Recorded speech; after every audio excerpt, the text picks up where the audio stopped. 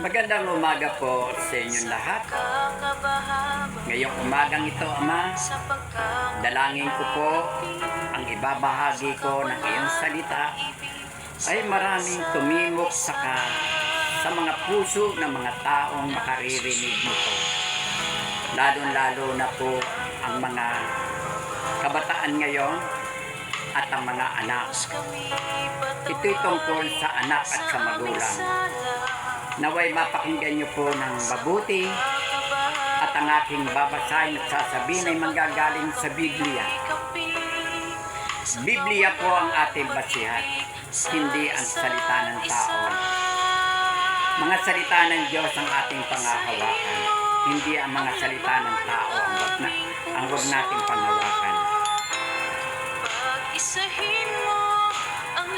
Upang makita ang kahalagaan ng pagsunod at paggalang natin sa magulang. Ito yung tema ng aking babasahin. Sa panahon ng ngayon, itong panahon nito, marami ng kabataan kung paano suwain ang mga suwain sa mga magulang. Minsan,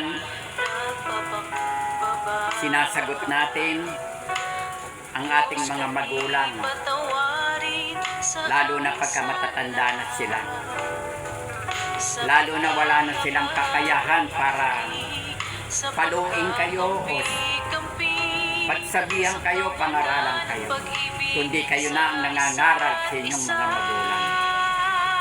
Tandaan ninyo, ang sabi sa banal na kasulatan, sa aklat ng Efeso, chapter 6, verse 1 and 3. Mga anak, sundin ninyo ang inyong mga magulang sa Panginoon, sapagkat ito ay matuwid. Igalang mo ang iyong ama't ina. Ito yung unang utos na may pangako upang ikaw ay mapabuti at humaba ang iyong buhay sa lupa. Paalala ito ni Pablo na ang pagsunod sa mga magulang ay may dalang pagpapala.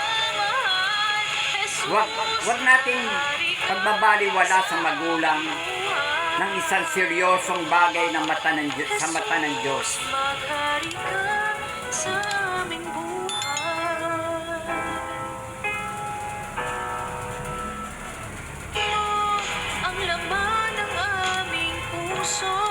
Kaya mahalagang ipakita natin ang pagmamahal, ang respeto at pagpapahalaga sa kanila.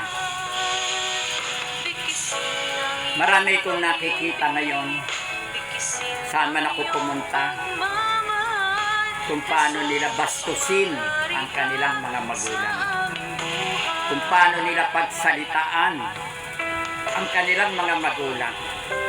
Tandaan niyo ito, mga anak na lumalaki, nagkakaisip, hanggang sa makatapos ng pag-aaral, hanggang sa magkaroon ka na ng hanap buhay. Hindi yan ang sapat para mabuhay ka ng tahimik, mariwasa at sagana. Sapagkat yan ay inaalaw ng Diyos na ibigay sa iyo. Kaya binibigay sa iyo ng Diyos para tulungan mo yung mga magulang mong tumulong sa iyo nung mula ng pagkabata mo hanggang sa nagkaisip ka, hanggang sa nakarating ka na ng pag-aaral, ang ngayon ay nagtatrabaho ka na. Ngayon, kung babaliwalain mo ang sakripisyo ng ginawa ng iyong mga magulang, nasa banal na kasulatan ito, hindi mo tatamuhin ang katagumpayan sa buhay. Kapag oras na nasaktan mo ang iyong mga magulang, napaiyak mo ang iyong magulang, lalong-lalo na ang ating ina, huwag ninyong paluluhain. Napakasakit yan para sa Diyos.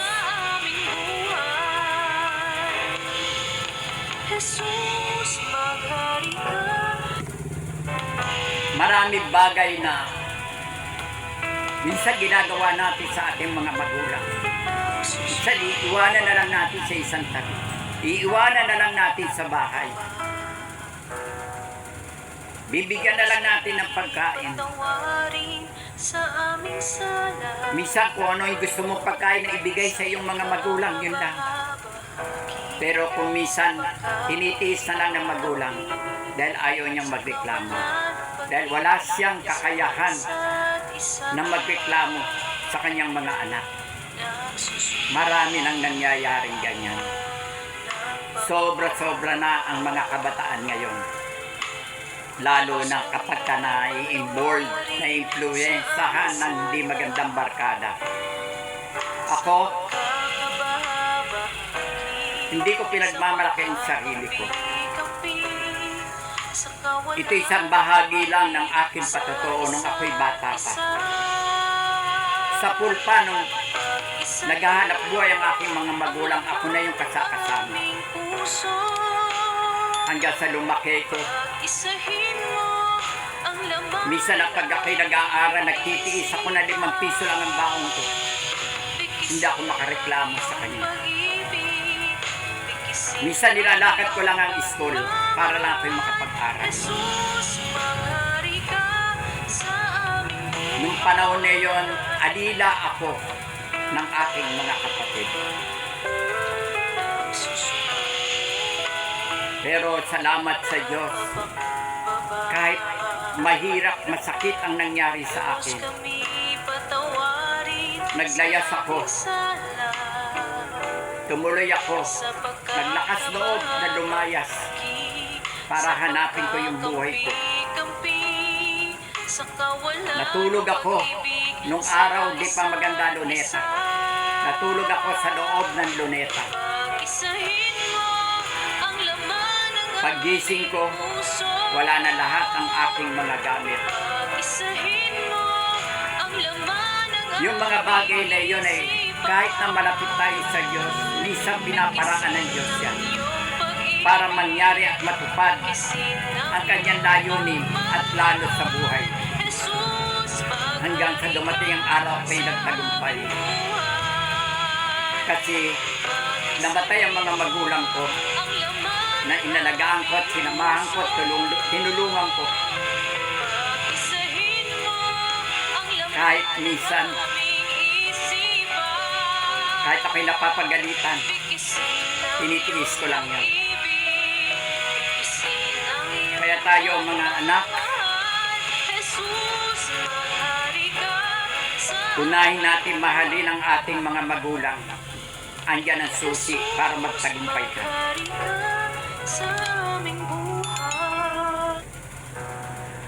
Maraming paraan na pwede mong gawin sa mga magulang mo. Pero lang tatandaan ninyo, daraan din kayo sa pinagdaanan niya.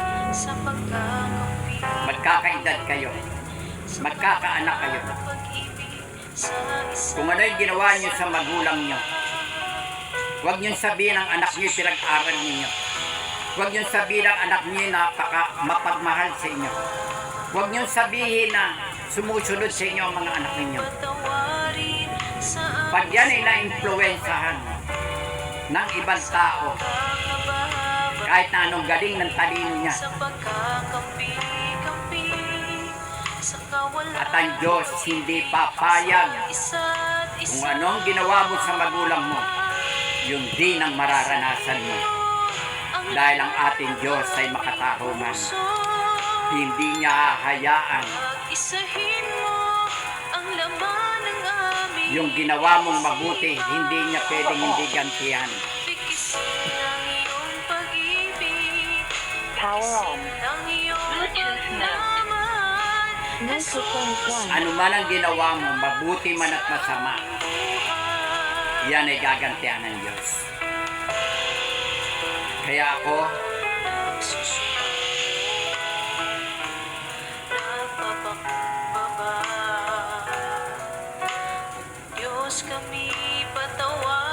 sabi nga sa aklat ng Exodus, chapter 20 verse 12. Igalang mo ang iyong ama't ina upang ikaw ay mabuhay ng matagal sa lupang ibinigay sa iyo ng Panginoon mong Diyos. Isa ito sa 10 utos na pinapakita ng utos ng Diyos na dapat igalang ang mga magulang.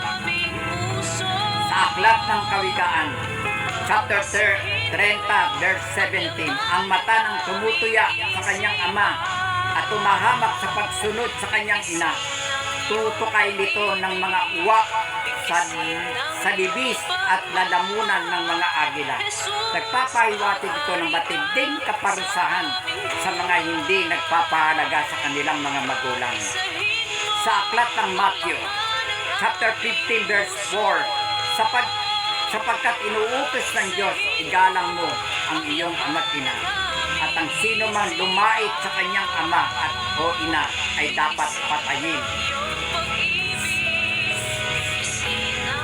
Sinabi ni Jesus sa kautusan ng Diyos upang ipakita ang kahalagaan ng pagsunod sa paggalang sa magulang.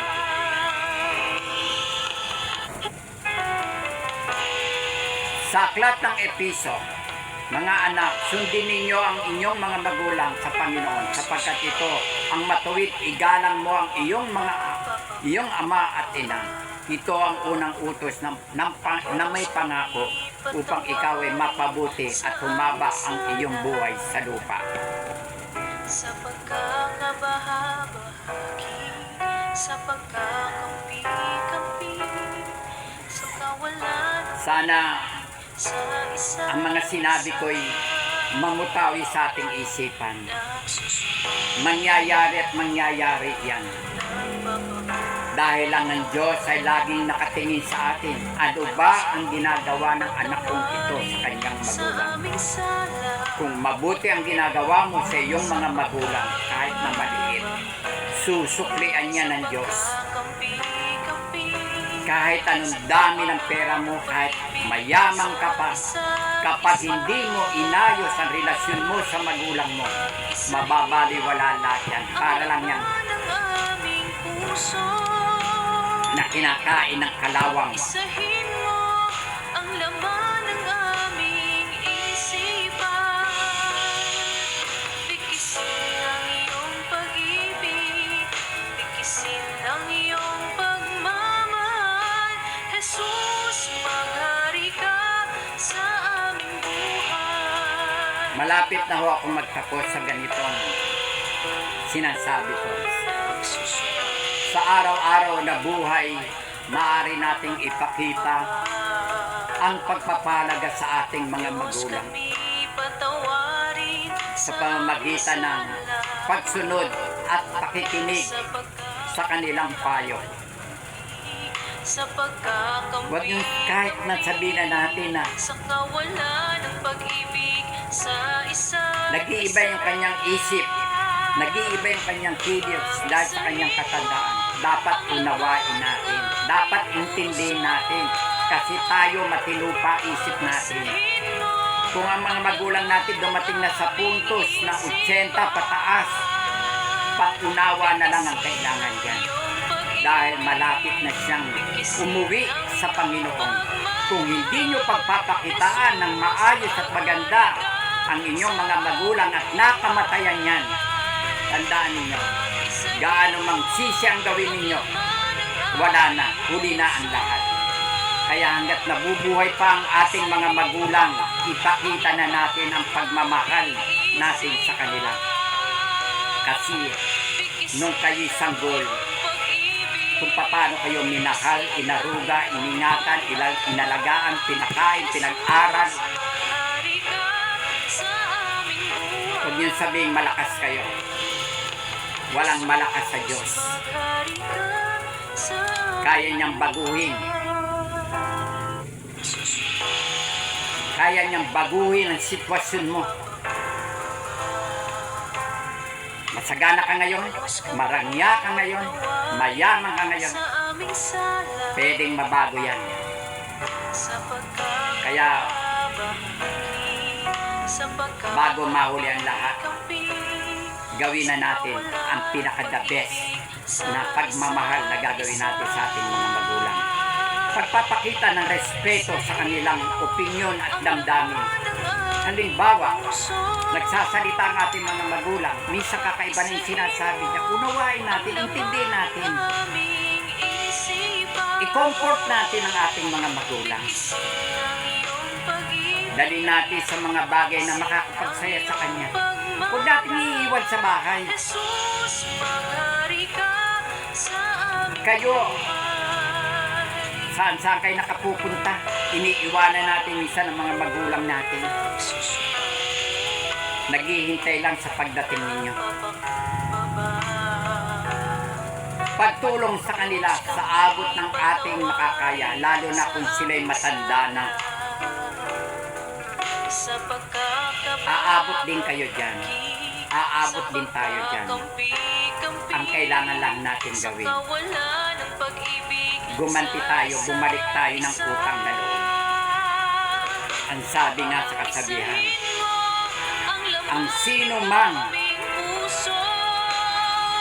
ang hindi marunong lumingon sa kanyang pinanggalingan ay hindi makararating sa kanyang paroroonan.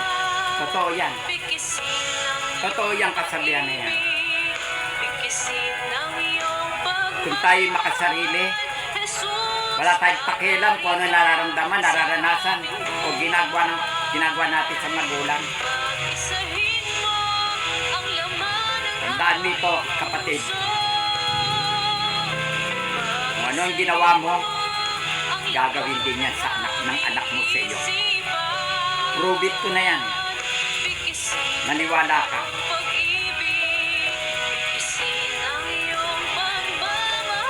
Sa relasyong pampamilya, kapag hindi natin pinapahalagahan ang ating mga magulang, maaaring humantong ito sa hidwaan sa pamilya, pagkawala ng pagpapala mula sa Diyos, pagsisisi kapag huli na ang lahat.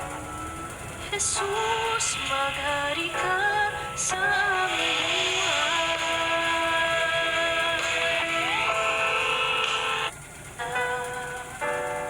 May kapraso lang akong iiwanan sa inyo. Sa pagkakampi-kampi Ayoko masayang ang pagkakataon nito itong oras na ito. sa isa't isa Idinidikta sa akin ang nagsusunod sa aking isipan. Huwag niyong pagmalakihan ang inyong mga magulang. Patawarin Kupkupin ninyo siya, alagaan niyo siya hanggat may buhay, sa pagkakampi hanggat may hininga pa. sa pagkakampi-kampi Paramdam ninyo na nagkamali kayo sa ginawa ninyo. Humingi kayo ng tawad. Kasi kapag ang mga magulang ninyo nawala sa mundo na may hinanakit sa inyo, may sama ng loob sa inyo, may ginawa kayong hindi tama sa mga magulang nyo, hindi nyo inaruga, hindi nyo kinupkup, hindi nyo sinuportahan, gaano man ang gawin mong pagpapakahirap, pagsisikap, pagsatsaga, baliwala lahat yan. Hindi ka pagpapalain ng Diyos. Kasi nasaktan mo ang kalooban ng taong nagbigay sa iyo ng buhay. Diyos, kami patawarin sa aming sala. Marami tayong pwedeng gawin habang nabubuhay pa ang ating mga magulang. Gawin na natin bago mahuli ang lahat. Sa isa't isa. Mananalangin ako. Ang laman ng Ama, puso. sa umagang ito, ako'y dumadalangin. Kung sino man ho nakapakinig ng aking video nito, pasukin mo ang kanyang kaloob-loob ang puso. Baguhin mo po ang kanyang isip at kalooban. Patawarin mo siya.